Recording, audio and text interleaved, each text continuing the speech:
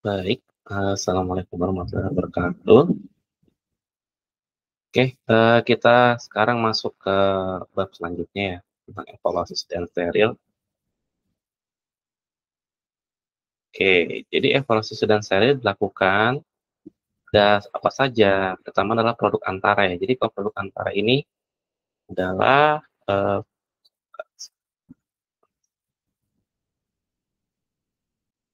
jadi produk antara ini adalah produk dalam mixing tank gitu, jadi yang belum difiltrasi ya, gitu. Kemudian produk dalam holding tank, itu termasuk dalam produk antara. Untuk produk ruahan ini, produk yang sudah diisikan baloknya gitu pada kemasan primer gitu. Misalnya, SVP sudah diisikan ke dalam ampul gitu, ataupun yang sediaan LVP kemarin ya gitu, setelah, proses filtrasi di holding tank gitu, kemudian diisikan ke, soft bag gitu atau ke botol, itu namanya produk ruahan.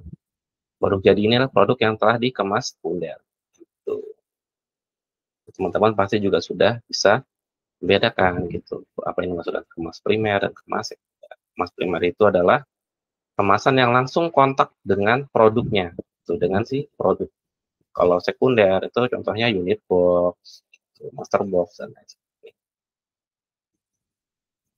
Oke, kita masuk ke evaluasi produk antara ya, itu atau dalam beberapa referensi bilangnya IPC, evaluasi produk antara atau IPC. Sini ada apa aja? Nah, ini yang paling penting adalah uji kadar mixing gitu. Kalau misalnya uji kadar mixing ini, jadi gini teman-teman. Ini kan nanti setiap produk kan punya spek ya, spesifikasi. Spesifikasi. So let's say uh, apa namanya, misalnya infus paracetamol dia memiliki rentang kadar 95 sampai 105%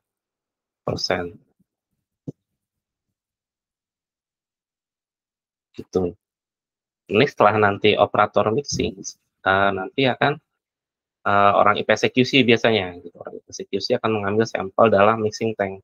Gitu, mixing tank, kemudian nanti dia sampling. Nah, ketika dia sampling gitu, sampai dianalisis, biasanya yang dalam mixing tank ini tidak boleh dipindahkan ke dalam holding holding tank gitu. Jadi sifatnya masih seperti quarantine ya. Jadi seperti produk karantina statusnya, quarantine gitu. Jadi misalnya sampling, kemudian dia pass gitu atau sesuai speknya gitu, spesifikasi. Kalau dia pass berarti filtrasi. Lanjut ke filtrasi, atau mungkin misalnya industrinya tidak tidak memakai holding tank gitu. Nah, berarti nanti filternya itu dipasang dari mixing tank ke alat filling, mesin filling. Itu ada juga industri yang seperti ini. Itu ada juga yang dari holding tank, tank ke filling. Oke, kemudian misal gitu, misal nanti kalian menjumpai, oh ternyata tidak tidak memenuhi spesifikasi atau TMS gitu, harus gimana nih Pak? Nah, biasanya saya ini, pengalaman saya dulu ketika TMS saya minta sekali lagi sampling, gitu. Kalau di-sampling, ada eksekusinya, gitu. Terus nanti misalnya masih TMS juga, nah nanti baru di-rework atau apa ya, rework itu berarti dikerjakan ulang gitu. Misalnya kadarnya di bawah, batas bawah gitu, batas bawah. Kalau di bawah batas bawah gimana? Berarti nanti ditambah zat aktif, zat aktif gitu. Atau ditambah opsional dengan eksipien yang mendukung. gitu. Misalnya di atas batas atas, berarti yang ditambahkan adalah BFI-nya, BFI dan exif yang mendukung gitu. Misalnya kita tambahkan exif, eh, isotonisitasnya turun gitu karena terlalu encer kan. Jadi berarti nanti ditambah agen pengisotonis gitu, NaCl, garam lainnya ya. Dan juga bisa pseudokarbohidrat seperti malitol. Gitu. Itu untuk uji kadar mixing. Kemudian kedua uji pH ya. Itu. Nah, uji pH teman-teman pasti sudah paham lah gitu. Kalau misalnya si zat aktif punya pH stabilitas, ya kita pastikan gitu pH-nya masuk spek atau MS, masuk spesifikasi. Seperti itu.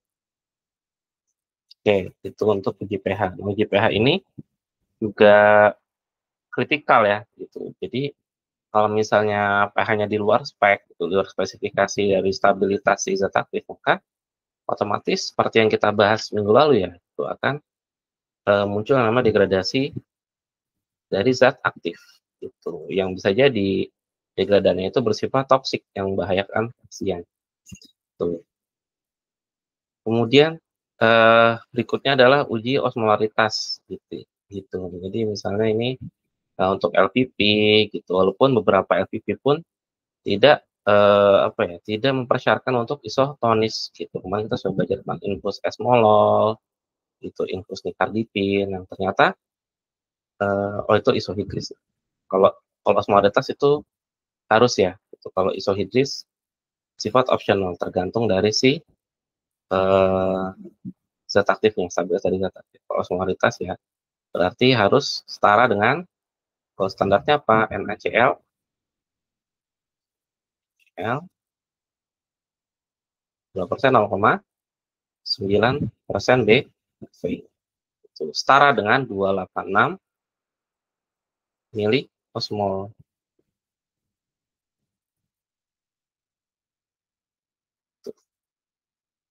Dia nanti disarankan seperti ini. Tuh. Tetes mata ya harus ya gitu karena berbahaya gitu ketika nanti misalnya apa namanya so, uh, tekanan osmolaritas dari si tetes matanya ternyata kurang dari si cairan mata kan nanti bisa menyebabkan hipotonis tersebut akan memicu reaksi pemecahan dari sel mata gitu yang nanti akan berujung ke kebutaan. Oke, kemudian ini uji volume terpindahkan. Nanti kita akan bahas itu uji volume terpindahkan. Ini juga ada spesifikasinya.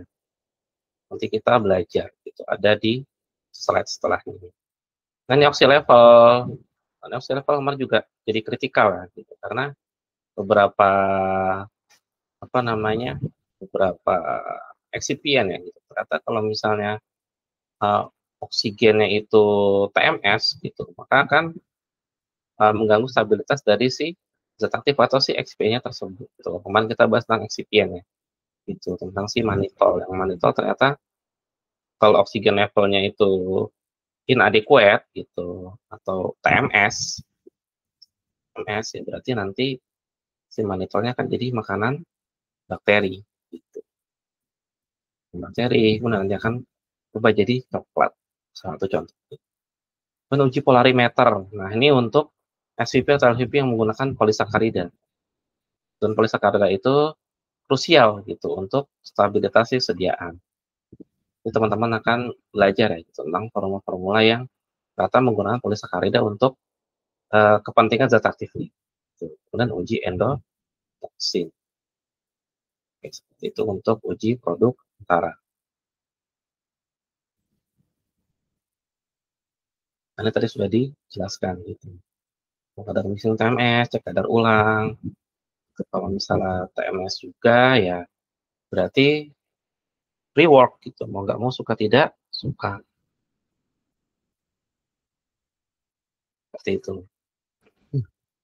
Nah, untuk apa namanya pencegahannya ya berarti misalnya kok ini berturut-turut ke TMS terus. Nah, berarti cek kalibrasi level di mixing tanknya itu karena mixing tank kan terbuat dari ini ya SS316 ya.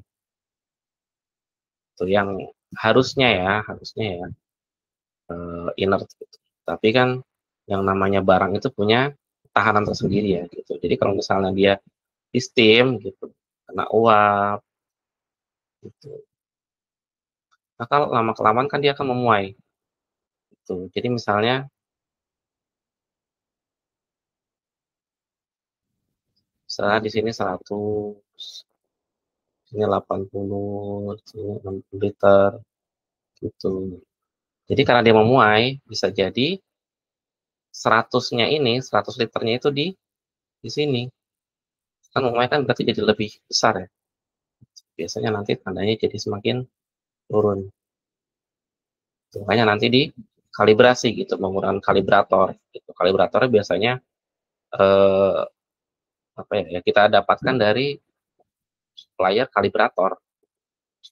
Misalnya dulu tuh menggunakan kalibrator dari Sukovindo ya. Jadi kayak ember stainless gitu yang sudah terukur ya, terkalibrasi oleh Sukovindo gitu. Kemudian dimasukkan sampai misalnya di sini mesin tanknya 100 liter, berarti sampai 100 kali gitu. 1 liter selama 100 kali. Kemudian nanti operator akan membuat tanda gitu. Misalnya di sini. Nah, nanti di sini dibuat tanda 100 liter. Nah, nanti lihat di displaynya. Itu display berapa dia. Itu oh ternyata dia di display sini 97,16. Berarti nanti akan di adjust gitu. Di plus 2,84 itu. Karena di sini seharusnya 100 liter. Terbaca di 97,16. Berarti nanti plus 2,84 liter untuk ke depannya. Dan kedua cek kalibrasi timbangan. Karena bisa jadi ketika menimbang bobotnya tidak pas gitu karena timbangannya tidak dikalibrasi. Ini biasanya karena timbangan salah satu yang kritikal ya di industri, maka setahun biasanya 2 kali. Kalau kalibrasi level mixing tank ini eh, ya yang bagus ya setahun sekali ya. Jadi ada yang 1 tahun sekali, ada yang by accident gitu. Kalau dulu saya by accident. Jadi baru dikalibrasi ketika menemukan ada beberapa produk yang ternyata TMS gitu. Nah, ini produk ruahan. Jadi yang pertama uji kadar filling. Uji kadar filling kemarin kayaknya ada yang bagus gitu. Ini kadar filling tuh pas kapan sih Pak? Nah, kadar filling ini dicek ketika setelah filling. Ah, filling. Jadi setelah filling, biasanya nanti ada orang IPC yang ngambil sampel sampel untuk dicek kadarnya. Tuh.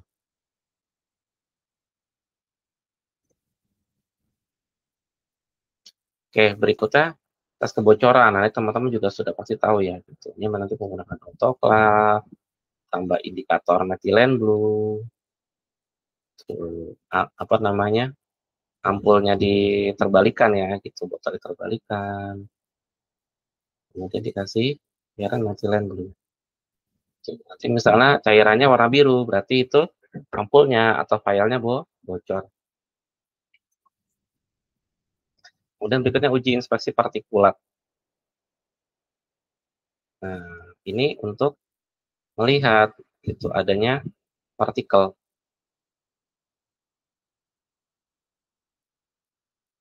partikel gitu yang bisa dijumpai serat ya. Serat kan warnanya putih itu. Itu nanti terlihat di latar hitam. Nanti alat inspeksi partikulatnya punya dua background ya gitu. Jadi pertama itu adalah putih gitu, kemudian kedua adalah hitam. Putih itu untuk melihat partikel yang berwarna kontras ya gitu. Misalnya hitam gitu. Terus kalau misalnya latarnya putih, kalau misalnya latarnya hitam berarti untuk melihat yang seperti ini gitu. Serat-serat kan warnanya putih ya, itu putih.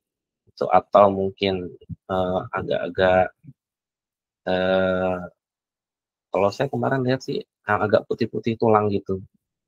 Tuh, matanya masih normal. Kemudian ada partikel kaca.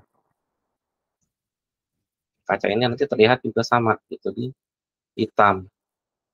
Sebenarnya kaca juga banyak penyebabnya ya. Gitu. Jadi bisa jadi karena tabrakan di apa namanya di konveyornya ya, gitu di konveyor ada tabrakan, ada gesekan gitu sehingga partikel kacanya ada yang masuk gitu ke eh, kemas primer lainnya gitu yang belum terisi. Gitu. Kemudian juga bisa sealingnya bocor gitu atau permasalahan di sealing gitu sehingga grippernya nggak pas gitu. Ada yang masuk kacanya ke dalam. Kemudian ada juga ya kayak partikel hitam. Nah, kalau partikel hitam ini biasanya dari balok yang menempel di leher. Jadi misalnya nempel di sini. Kemudian kena panas. Nah, panas untuk seal. Nah, nanti di sini kan akan kayak apa ya? Kayak ada gosong ya gitu. Gosongnya kemudian kan terkocok sama cairan balok yang ada di dalam file gitu. Jadi akan timbul warna kehitaman pada si baloknya.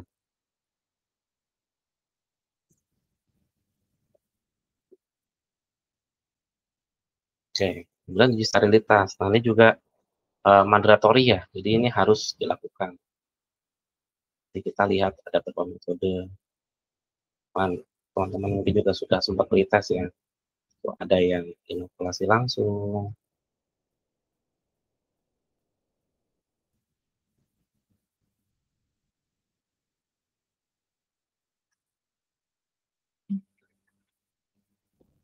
ada yang filtrasi membran.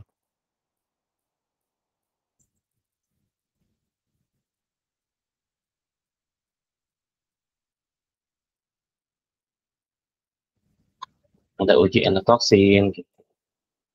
Khususnya buat LVP. Gitu. Kemudian pirogen di mana sih Pak? Oh nggak ada uji pirogen. Ya nggak. Gitu. Teman-teman pasti bertinggi-tinggi. Pirogen nggak ada Pak. Jadi in case pirogen itu biasanya kita malah ngeceknya di user WFI-nya. Karena kan biasanya ya kaitannya sama pelarutnya. Itu sih WFI. Jadi misalnya user WFI itu ada 3. Gitu. Nah, biasanya kita sebelum mulai aktivitas produksi gitu. Jadi kita stop semua produksi itu penggunaan WFI itu misalnya jam 00.00 gitu. Kita ambil sampel WFI.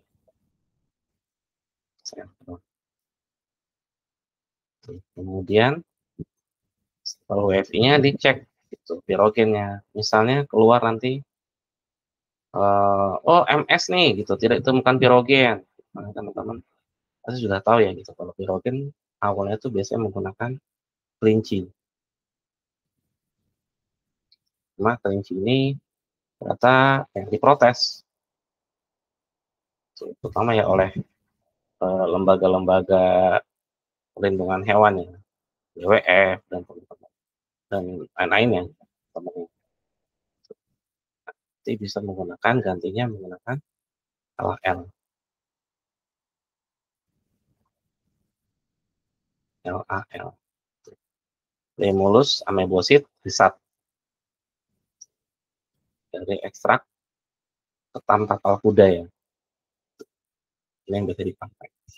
Misalnya dicek penggunaan LAL, ternyata MS. Nah, setelah MS baru nanti boleh digunakan gitu untuk mixing, lainnya. Untuk gitu teman-teman. Ini uji pirogen tadi sudah ini ya sudah dijelaskan. Kalau FI5 itu menggunakan kelinci, gitu. Cuma akhirnya karena apa namanya ya, karena terlalu mahal, gitu, sehingga menggunakan LAL. Ini Contohnya uji pirogen yang ada di FI6. Jadi itu teman-teman baca gitu di FI6, uji pirogen itu seperti apa sih? Gitu. Terus ini kan masih pakai kelinci ya.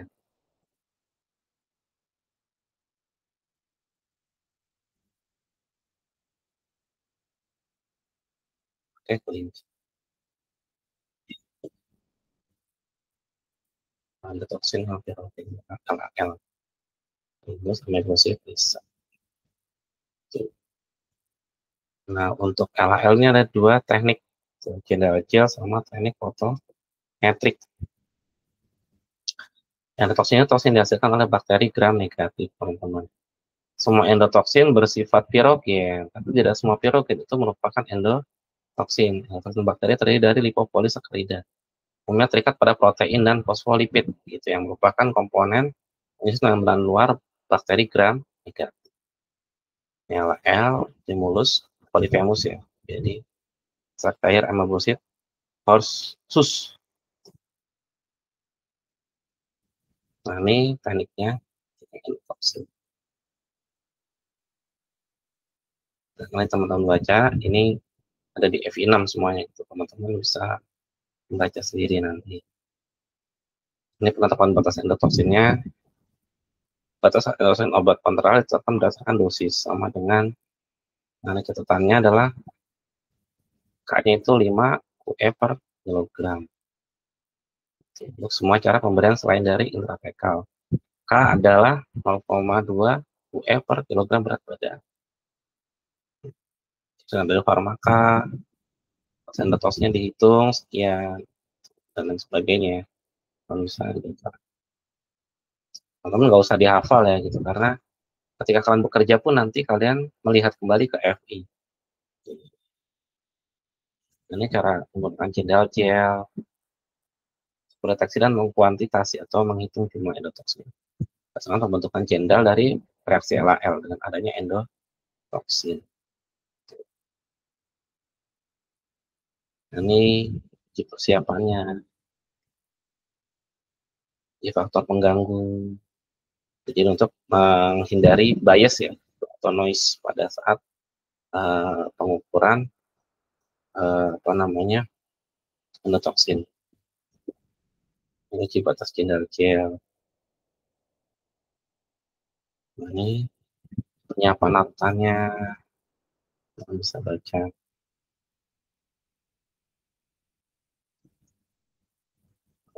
Ya, penyiapan larut untuk penentuan kadar pembentukan jendal gel.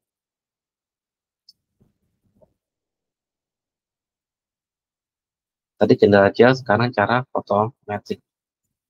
Fotometri mengukur peningkatan kekeruhan. Kemudian digunakan, teknik ini diklasifikasikan menjadi turbidimetri titik akhir dan turbidimetri kinetik. Nanti bisa membaca. Ada fotometrik, ada jendal gel. Ini penafsirannya. Ini ada semua di FI6, teman-teman bisa baca ya. Di sterilitas untuk menentukan sterilitas dari produk yang telah kita produksi.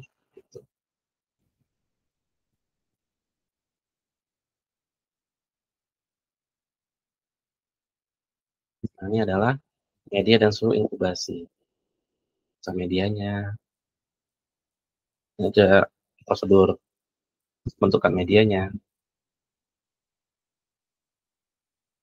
Yang Soyben casein digest medium. Dia untuk golongan penisilin dan cephalosporin.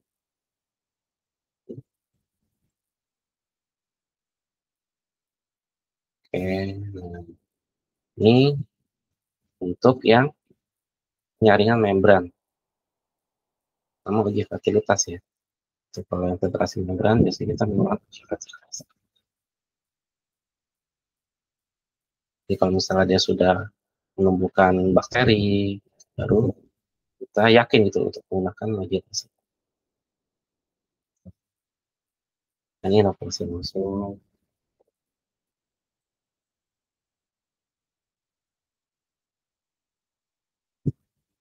jumlah bahan yang diuji.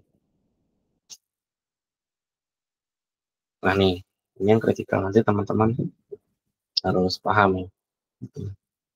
Nah, minimum yang digunakan untuk tiap media.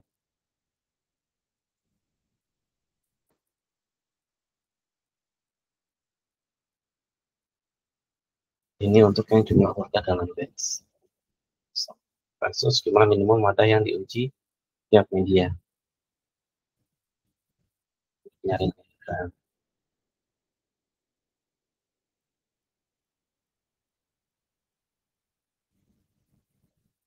Jadi prosedur ini ya, untuk apa namanya, metode penyaringan membran itu preparasinya gimana. Nah, ini untuk larutan dalam air ya. Ini untuk padat yang dapat larut dalam larutan minyak, sabun dan krim. Nah, sudah terisi ya, berarti seiring yang sudah diisi. Coba padat untuk injeksi selain antibiotik. Aerosol juga. Ini inokulasi langsung ke dalam media. Preparasi seperti apa? Bisa teman-teman lihat di slide ini. Bisa dari FB ini. Ini pengamatan atau penafsiran. Ya, tidak terjadi perubahan mikroba, maka penguji memenuhi syarat sterilitas. Jika tidak terjadi pertumbuhan mikroba. Jika terjadi pertumbuhan mikroba, maka bahan uji tidak memenuhi syarat sterilitas kecuali dapat ditunjukkan, dapat ditunjukkan bahwa uji tidak absah dilakukan oleh hal yang tidak berhubungan dengan bahan uji. Gitu. Tapi ya literally ya kalau misalnya terdapat pertumbuhan mikroba ya berarti nggak ini ya nggak memenuhi spesifikasi. Ini ujian partikulat gitu, menggunakan visual, menggunakan mesin. Untuk visual ini kan kita menggunakan inspektor ya.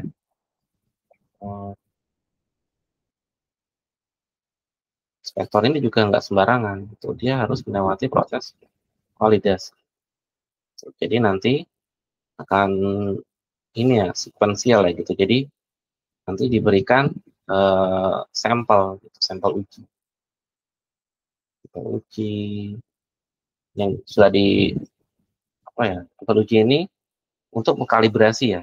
Jadi untuk mengkalibrasi si kemampuan visual dari calon inspektor kalibrasi.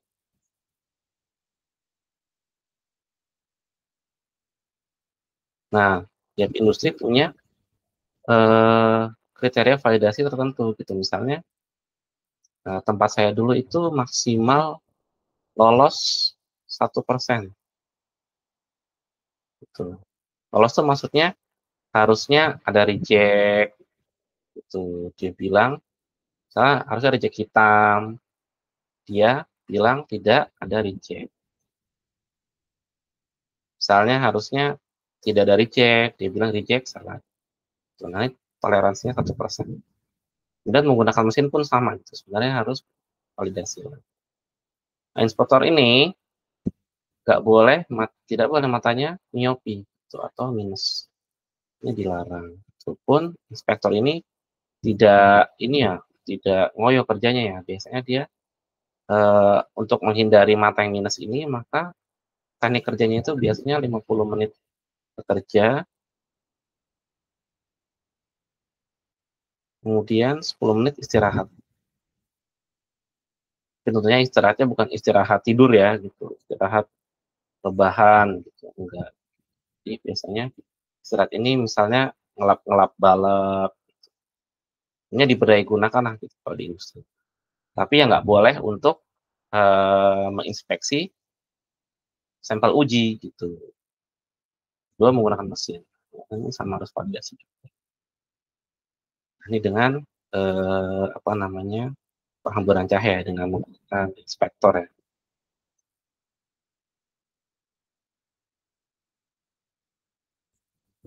Kalibrasinya masih menggunakan mesin. Operasi perhitungan vertikal. Itu pun ketika menggunakan inspektor itu cahayanya beda ya gitu. Jadi tidak seperti kita di sini gitu menggunakan lampu apa bukan UV ya, ini lampu neon ya, lampu LED gitu. Dia memiliki lux tertentu, lux tertentu. Nah, ini saya agak lupa. Ini ada di kompendia, luxnya berapa. Nah, lux ini diatur agar apa? Agar pertama akurat gitu, akurat dari uh, inspeksian dari si inspektor terhadap sampel uji. Kemudian yang kedua agar tidak cepat lelah matanya si inspektor.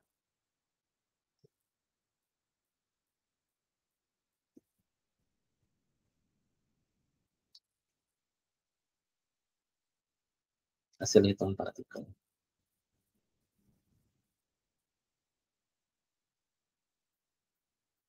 Ini yang menggunakan orang ya, menggunakan mikroskop. Mikroskop apa namanya? Loop atau kecap besar. Mikroskop ya lumayan harganya. Jarang sekali yang menggunakan mikroskop.